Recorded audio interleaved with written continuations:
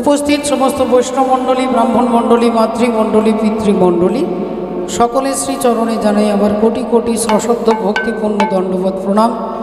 প্রণাম জানাই আজকের এই মহতি হরিবাসরের যারা উদ্যোক্তা সেই কমিটির প্রতিটি ভক্ত সদস্যবৃন্দের চরণে জানাই প্রণাম। প্রণাম জানাই অনন্ত কোটি বিশ্ব ব্রহ্মাণ্ডের অনন্ত কোটি কোটি ভক্তবৃন্দের শ্রীচরণে অনন্ত কোটি দণ্ডবোধ প্রণাম। একবার সবাই মিলে বলবো শ্রী গুরু নিতাই গৌর সীতানাথ প্রেমানন্দে হরি হরি বল, হরি বল, হরি হরি বল। শ্রদ্ধেয় বাবা ঠাকুর, ভক্তিমতী মায়েরা, শ্রীকৃষ্ণ চৈতন্য মহাপ্রভু যিনি আপামর জীবকে, কলিহত জীবকে কৃপা করবার জন্য আজ থেকে 538 বছর পূর্বে শ্রীধাম নবদ্বীপের মাঝে তিনি অবতীর্ণ হলেন। শচীগর্ভ সিন্ধু মাঝে ভগবান কৃপা করে নেমে এলেন। আজ থেকে 538 বছর পূর্বে শচী মায়ের ঘরে স্বয়ং ভগবান নেমে আসছেন। যে ভগবান বলছেন পরিত্রাণায় সাধূনাম বিনাশায় চ দুষ্কৃতম ধর্ম সংস্থাপনার্থায় সম্ভবামি যুগে যুগে।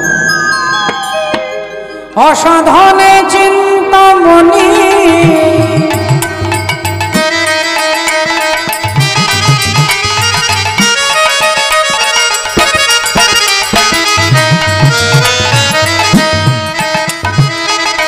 আমার বিধি মিলাওয়ালা জানি,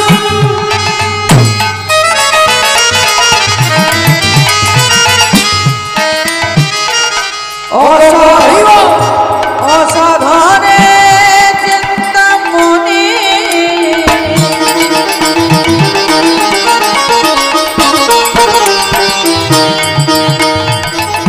বিধি মিলালয়ানি আমার গোরা বড় দয়ার সগ, আমার গোরা বড় দয়ার সগ, গোরা বড় দয়ার সগ, গোরা বড় দয়ার সগ। আমি এমন দয়াল আর দেখি নাই, এমন দয়াল আর দেখি না, এমন দয়াল আর দেখি না, সেজন যেতে হরি নাম মিলায়। এমন দয়াল আর দেখি না, যেতে সেদে হরি নাম মিলায়। এমন দয়াল আর দেখি না, গোরা বড় দয়ার সগ, আমার গোরা বড় দয়ার সগ, গোরা বড় দয়ার সগ, গোরা বড় দয়ার সগ। দেখুন শ্রদ্ধেয় বাবা ঠাকুর, ভক্তিমতী মায়েরা, তাহলে যে ভগবান কুরুক্ষেত্রের মাঠে দাঁড়িয়ে অর্জুনকে বলছেন পরিত্রাণায় সাধূনাম বিনাশায় চ দুষ্কৃতম ধর্ম সংস্থাপনার্থায় সম্ভবামি যুগে যুগে। তাহলে সাধুদের পরিত্রাণ করতে, দুষ্টের দমন করতে এবং ধর্মকে প্রতিষ্ঠা করতে ভগবান আসছেন। রাধে রাধে। সেই ভগবত কৃপা, সেই ভগবানের কৃপা আমরা সরাসরি কিন্তু পাবো না। পাবো ভগবানের কৃপা আমরা সরাসরি পাবো না। ভগবত কৃপা আমরা একটু, শাস্ত্র বলছেন, আমি নয়, বলছেন ভগবানের কৃপা পেতে গেলে সাধুর দ্বারা, সাধুর কৃপা। ভগবান যদি কাউকে কৃপা করব বলে মনে করেন তাহলে আগে তাকে সাধু কৃপা করবে। সাধু সঙ্গ, সাধু সঙ্গ সর্বশাস্ত্রে কয় লবমাত্র সাধু সঙ্গ জীবের সর্বসিদ্ধি হয়। হরি হরি বল, হরি বল, হরি হরি বল। জীবের সর্বসিদ্ধি হবে জীব যেদিন সাধুর কৃপা পাবে। রাধে রাধে। তাহলে একটু তাকিয়ে দেখুন, আপনারা নিজেরাই বুঝতে পারবেন, নিজেরাই বুঝতে পারবেন। রাধে রাধে। তাহলে আপনারা বলবেন যে আমরা যদি ভগবানকে চোখের কাছে দেখি আমরা ভগবানকে চিনতে পারবো না। এমনি এমনি চিনতে পারবো না। চোখের কাছে চিন্তামণি চিনতে পারলে হয়। আমরা ভগবানকে দেখেও চিনতে পারবো না। এর কারণটা কি না, যদি সাধু কৃপা না করে। আপনারা কেউ বলতে পারবেন যে দুর্যোধন ভগবান কৃষ্ণকে দেখেননি? বলে দুর্যোধন ভগবানকে দেখেছেন কিন্তু চিনতে পারছেন না কেন? বলে দুর্যোধন কখনো সাধু সঙ্গ করেনি। কংস বলে তিনিও ভগবানকে দেখেছেন। শিশুপাল বলে তিনিও ভগবানকে দেখেছেন, কিন্তু ভগবানকে দেখেও চিনতে পারছেন না, কারণ তারা কখনো সাধু সঙ্গ করেননি। হরি হরি বল, হরি বল। আর সাধু সঙ্গ না করলে আমার অজ্ঞানতা দূরীভূত হবে না। অজ্ঞান অন্ধকার দূরীভূত হবে না। 18 দিনের কুরুক্ষেত্রের যুদ্ধ, আজকে 19 দিন মা গান্ধারী মনে মনে চিন্তা করছে, আমার একটা নয়, দুটো নয়, 5টা নয়, 10টা নয়, আমার 100টা ছেলে যুদ্ধ করতে গেছে, কিন্তু একটাও ছেলে বাড়ি ফিরে আসছে না কেন? আমার ছেলেরা তো কেউ দুর্বল নয়, আমার ছেলেরা তো কেউ কাপুরুষ নয়, আমার ছেলেরা তো কেউ ভীরু নয়, তাহলে আমার একটাও ছেলে বাড়ি ফিরে আসছে না কেন? আমার একটাও ছেলে বাড়ি ফিরে আসছে না কেন? মা গান্ধারী মনে মনে চিন্তা করছে, তাহলে ছেলেরা যখন ফিরে আসছে না, তখন আমি ছেলেদের কাছে যাব, তখন আমি যাব ছেলেদের কাছে। এই গান্ধারী ছুটতে ছুটতে কুরুক্ষেত্রের মাঠে প্রবেশ করেছেন, আর কুরুক্ষেত্রের মাঠে প্রবেশ করে দেখছে শুকনো মাটিটা রক্তে ভিজে লাল হয়ে গেছে, রক্তে ভিজে লাল হয়ে গেছে। রাধে তাকিয়ে দেখছেন গান্ধারী, লক্ষ লক্ষ মানুষ মরে পড়ে আছে, দেখে কারো একটা হাত নেই, তো কারো দুটো হাত নেই, কারো একটা পা নেই, কোথাও দেখছে দুটো পা নেই, কারো মাথাটা নেই, কারো ধরটা খুঁজে পাওয়া যাচ্ছে না, কারো নাড়ি ভুড়ি বেরিয়ে হরিব তিনি মৃত্যুর মুখে পড়ে আছে। আর এই ভয়ঙ্কর দৃশ্য দেখে গান্ধারী চিৎকার করে উঠলেন, ওরে দুর্যোধন!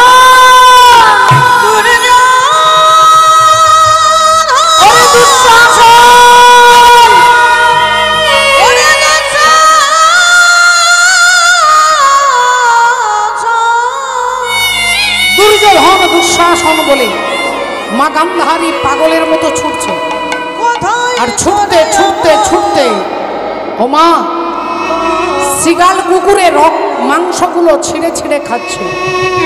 রাধে রাধে, হরি বল নিতাই।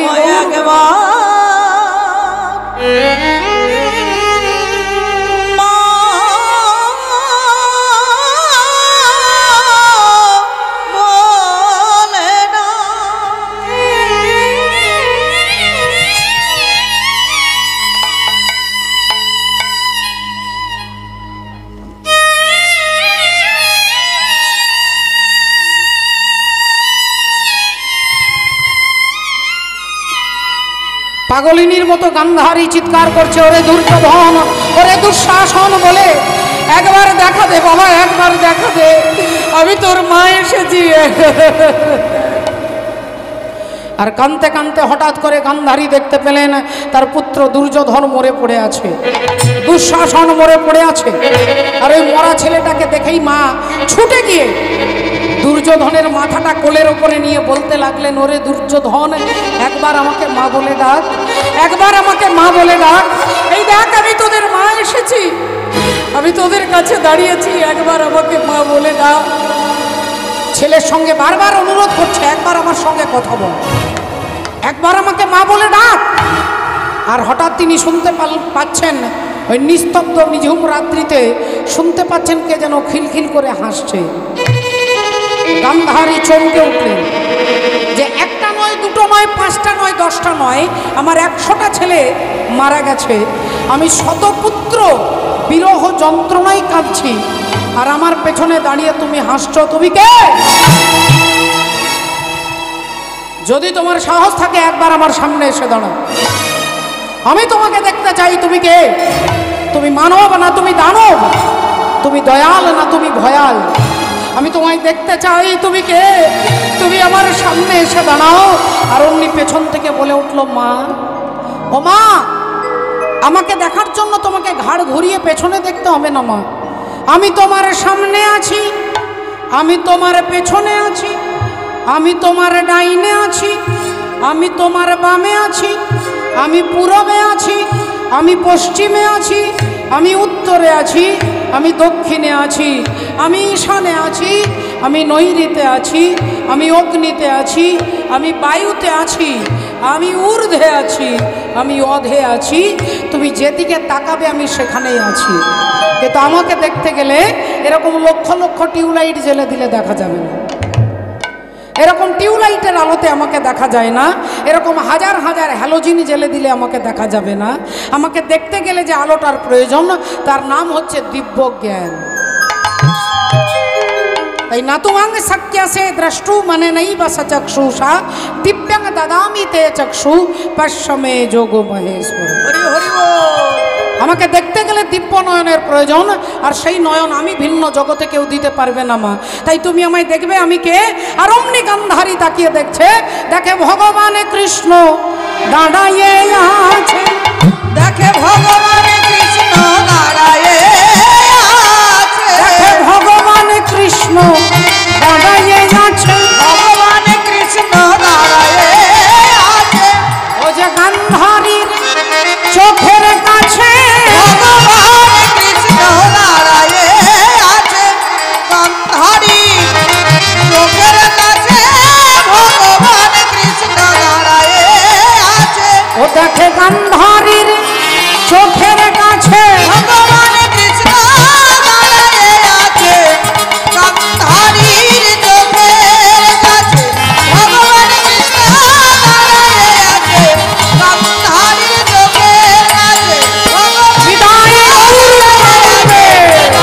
গান্ধারীর চোখের কাছে ভগবান কৃষ্ণ দাঁড়ায়ে আছে, দেখে ভগবান কৃষ্ণ দাঁড়ায়ে আছে।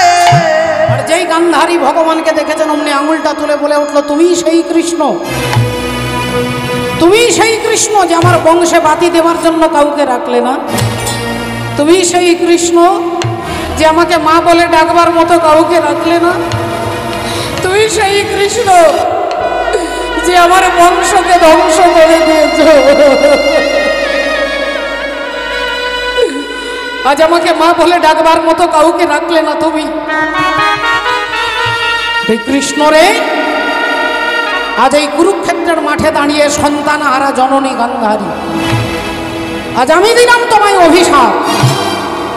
তুমি যেমন আমার বংশে বাতি দিতে কাউকে রাখলে না, একদিন আমার মতো তোমারও বংশ ধ্বংস হয়ে যাবে, একদিন আমার মতো তোমার বংশ ধ্বংস হয়ে যাবে। যেই এ কথা বলেছেন অমনি ভগবান বলে উঠলেন, মা তোমার দেওয়া অভিশাপ আমি মাথায় তুলে নিলাম, আমি তোমার দেওয়া অভিশাপ মাথায় তুলে নিলাম মা, আমি কথা দিচ্ছি আমার বংশ ধ্বংস হবে, কিন্তু হেই মা গান্ধারী তোমার একটাও ছেলেকে আমি মারিনি মা, তোমার একটাও ছেলেকে আমি মারিনি, মেরেছে তাদের কর্ম। তুমি মনে করে দেখো মা, যেদিন কুরুক্ষেত্রের যুদ্ধ শুরু হবে সেদিন তোমার ছেলে দুর্যোধন তোমাকে প্রণাম করতে এসেছিল, ছেলে যুদ্ধ করতে যাবে, মাকে প্রণাম করতে এসেছেন, মা আমি কুরুক্ষেত্রের যুদ্ধে যাচ্ছি, তুমি আমায় আশীর্বাদ করো আমি যেন যুদ্ধে জয়লাভ করতে পারি। সেদিন তুমি মা গান্ধারী কি করেছিলে? তুমি ছেলের মাথা থেকে হাতটা সরিয়ে নিয়ে বললে, বাবা দুর্যোধন, যে যুদ্ধে তুই যাচ্ছিস এই যুদ্ধের নাম ধর্মযুদ্ধ, এটা কার্গিলের যুদ্ধ নয়, আর এটা পানিপথের যুদ্ধ নয়, এই যুদ্ধের নাম হচ্ছে ধর্মযুদ্ধ, আর এই ধর্মযুদ্ধে তুই হারবি না তুই জিতবি আমি বলতে পারবো না বাবা, তবে হ্যাঁ তুই আমার ছেলে আমি তোর মা, এই তোর মাথায় হাত রেখে আশীর্বাদ করে বলছি, ধর্মপক্ষের হবে জয়, যে পক্ষে শ্রীকৃষ্ণ রয়, ধর্মপক্ষের হবে জয়, যে পক্ষে শ্রীকৃষ্ণ রয়। এটা 18 দিন আগে তুমি তোমার ছেলেদের বললে, আর আজকে কুরুক্ষেত্রের মাঠে দাঁড়িয়ে আমাকে অভিশাপ দিচ্ছ না। এটাই হয় ভক্তমণ্ডলী ভক্তিমতী মায়েরা। তাই কলিযুগের ধর্ম কি না, চৈতন্য মহাপ্রভু বললেন কলিযুগের ধর্ম হচ্ছে একমাত্র হরিনাম সংকীর্তন, একমাত্র হরিনাম, আর এই ধর্মই প্রচার করতে মহাপ্রভু নেমে এলেন এই কলিযুগে। তিনি কি বললেন? হাসি মাখা বদনে আর ছল ছল নয়নে, নয়নে ও আনন্দ কাননে মন ময়নিবা, একবার হরি বল হরি বল মনে রে আমার, হরি বল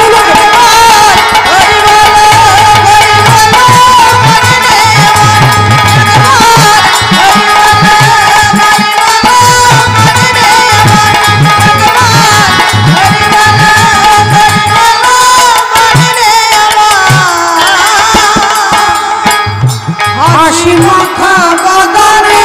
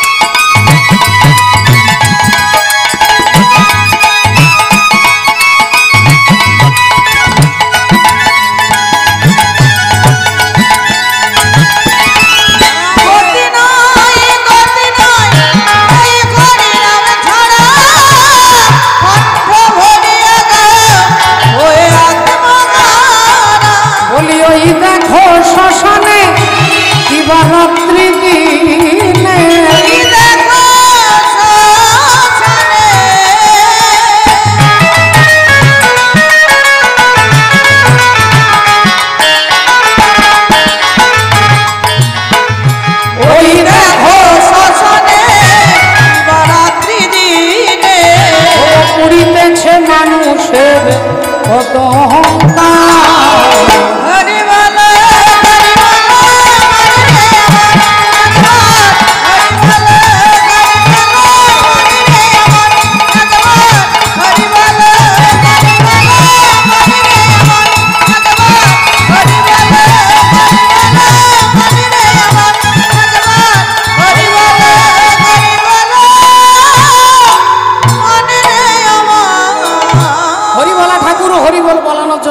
রাধে রাধে। শ্রদ্ধেয় বাবা ঠাকুর, তাহলে একটু চিন্তা করে দেখুন, পদকর্তা বললেন অসাধনে চিন্তামণি বিধি মিলাওল আনি আমার গোরা বড় দয়ার সাগর।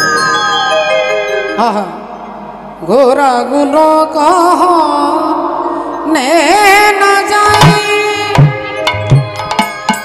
না না যাই না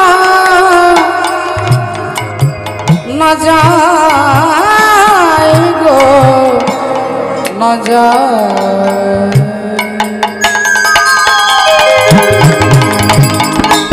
ওরা গুণ বাগানে না যায় না যায় গো না যায় গো না যায়। রাধে ওরা গুণ বাগানে না যায় ওরা গুণ বাগানে না যায় ওরা গুণ বাগানে না যায়। কত শত আনন সৃষ্টিকর্তা ব্রহ্মা বলে তার চারটে মাথা। আনন মানে মাথা, চারটে মাথাতে চারটে মুখ আছে, আর চারটে মুখে সারাদিন হরিনাম করে বলে হরিনাম শেষ করতে পারছে না। আবার কত চতুর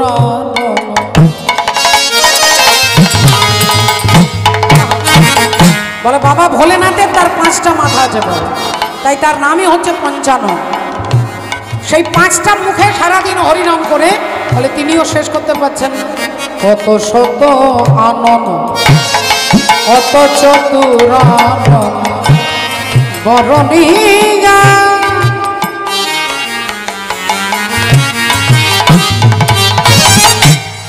বরণিয়া ওরে নাহি পাই নাহি পাই নাহি পাই গো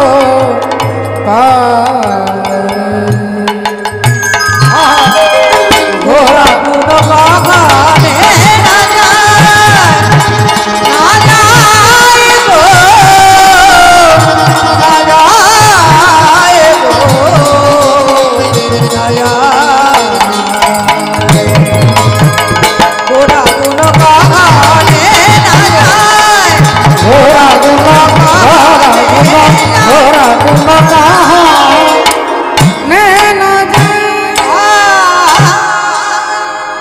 সম্মানীয় ভক্তমণ্ডলী, ভক্তিমতী মায়েরা, দেখুন আজকে সেই ভগবানের কথা শুনবার জন্য আমরা একত্রিত হয়েছি বাবা। শাস্ত্র বলছেন আপন ইচ্ছাই জীব কোটি বাঞ্ছা করে, আর কৃষ্ণ ইচ্ছা না হইলে বাঞ্ছা নাহি পড়ে। এখানে যত যত মায়েরা বাবারা বসে আছেন সবার ইচ্ছে ছেলেকে মাস্টার করব, ডাক্তার করব, ইঞ্জিনিয়ার করব। কিন্তু আপনার ইচ্ছাই হবে না মা, যতক্ষণ না অপরের পরম পিতা না চান। আপনি চাইলে হবে না, আমি চাইলে হবে না, জগতে কেউ চাইলে হবে না, তিনি যদি না চান। বলে প্রমাণ না, প্রমাণ হচ্ছে রাবণের ভাই ছিলেন কুম্ভকর্ণ, আপনারা সকলে জানেন। তার নামটাই কুম্ভ, কুম্ভ মানে কলসি, আর কর্ণ মানে কান। কলসির মতো কানগুলো ছিল, তাই তার নাম হয়েছে কুম্ভকর্ণ। আর সেই কুম্ভকর্ণের ইচ্ছে যে আমি স্বর্গের রাজা ইন্দ্র হব, আমি ইন্দ্রের চেয়ারে বসবো, আমি ইন্দ্রের সিংহাসনে বসবো, আমি ইন্দ্রাসনটা নেব। এই চিন্তা করে ভাবলেন তাহলে স্বর্গের রাজা হতে গেলে, ইন্দ্র হতে গেলে তাহলে আমাকে তার জন্য তপস্যা করতে হবে। তাই 10,000 বছর তপস্যা করলেন। আর 10,000 বছর তপস্যা করার পরে সৃষ্টিকর্তা ব্রহ্মা এসে বললেন, বলো বৎস তুমি কি চাও? আজকে তুমি যা চাইবে তোমাকে তাই দেবো, বলো কি চাও? তুমি যা চাইবে তোমাকে তাই দেবো, বলো কি চাও তুমি বলো। কুম্ভকর্ণের আগে থেকেই অনেক দিনের ইচ্ছে, ছোটবেলা থেকে ইচ্ছে আমি স্বর্গের রাজা ইন্দ্র হব, আমি ইন্দ্রের চেয়ারে বসবো, আমি ইন্দ্রের আসনটা নেব। তাই কুম্ভকর্ণকে বলছে আজকে তুমি যা চাইবে তাই দেব। আর কুম্ভকর্ণ ভাবছে তাহলে আমি ইন্দ্রের আসনটা চাইব। এমন সময় পরমাত্মা হরি কি করলেন, মা সরস্বতীকে বলছে যাও তুমি ওর জিউ হাতে বসে যাও। আর সরস্বতী দেবী যেই জিউ হাতে বসেছিলেন, যেই বসে গেলেন, অমনি কুম্ভকর্ণ বলতে যাচ্ছিলেন আমি ইন্দ্রাসন চাই, কিন্তু তার জিহ্বাটা ফসকে বেরিয়ে গেল আমি নিদ্রাসন চাই। ইন্দ্রাসন বলতে পারলেন না, নিদ্রাসন বেরিয়ে গেল।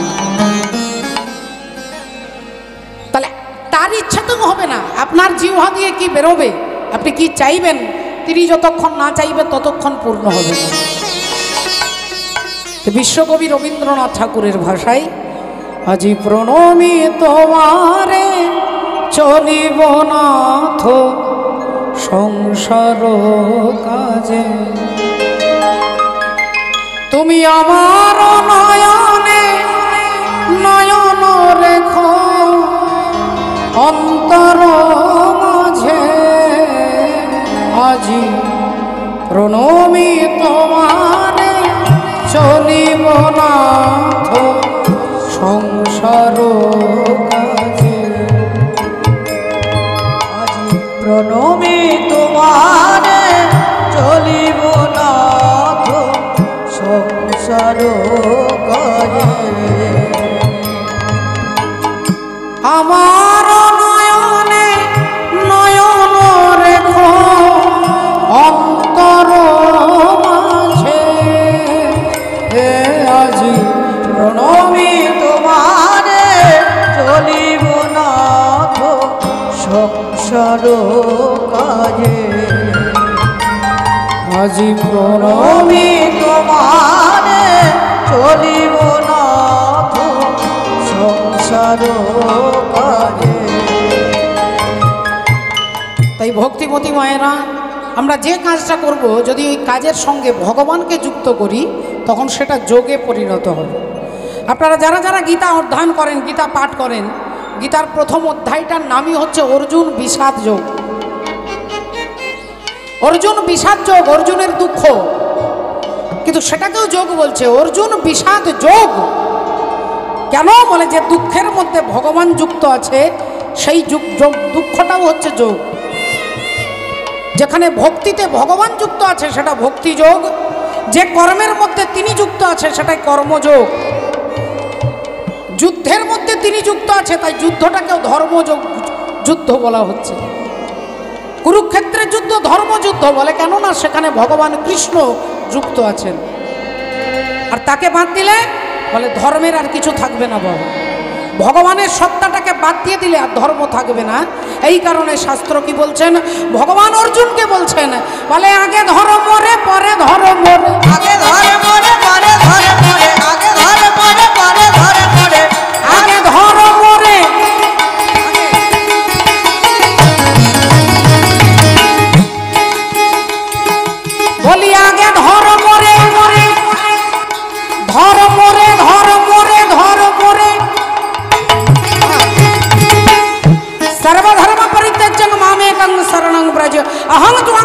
পাপেভ্यो मोक्ष स्वामी मा शुचि। হরি বল।